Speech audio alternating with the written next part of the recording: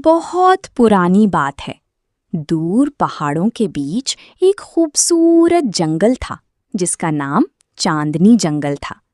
इस जंगल की खास बात ये थी कि रात को जब चांद निकलता तो पूरा जंगल चांदनी से चमक उठता था। पेड़ों के पत्ते चमकने लगते, नदी का पानी शीशे की तरह रोशन हो जाता और हवा में हल्की सी मीठी खुशबू फैल जाती। इसी जंगल में एक प्यारी सी परी रहती थी जिसका नाम लूना था। लूना दूसरी परियों जैसी नहीं थी। बाकी परियां अक्सर आसमान में उड़ती रहतीं और फूलों के साथ खेलती रहती थीं, लेकिन लूना को इंसानों की दुनिया के बारे में जानने का बहुत शौक था।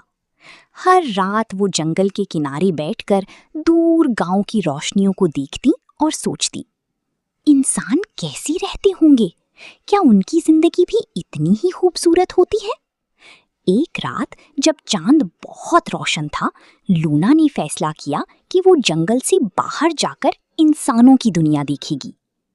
जंगल से बाहर का सफर। लूना अपनी चमकते पर फैलाकर आहिस्ता सी उड़ी और जंगल के किनारे से बाहर आ गई।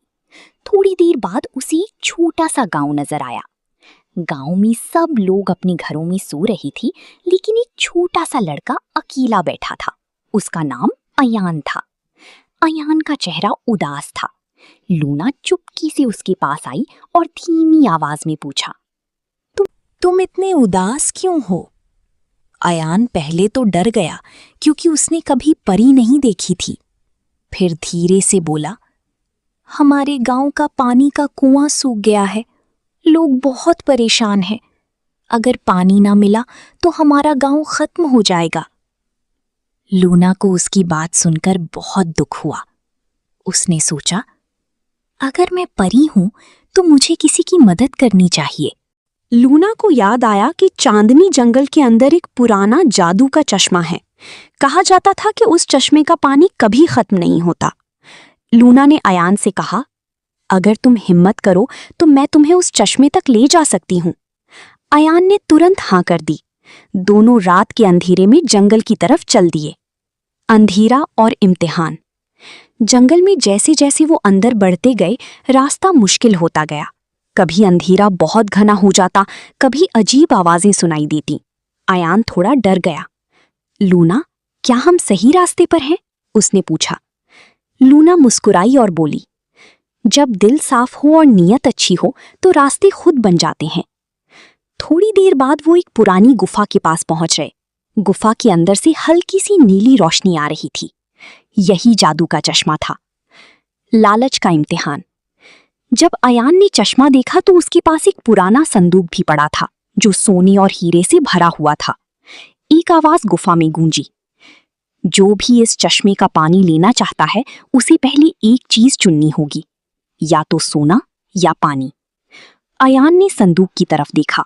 अगर वो सोना ले लेता तो वो बहुत अमीर हो सकता था, लेकिन उसने तुरंत कहा, मैं पानी लूंगा क्योंकि मेरे गांव को पानी की जरूरत है।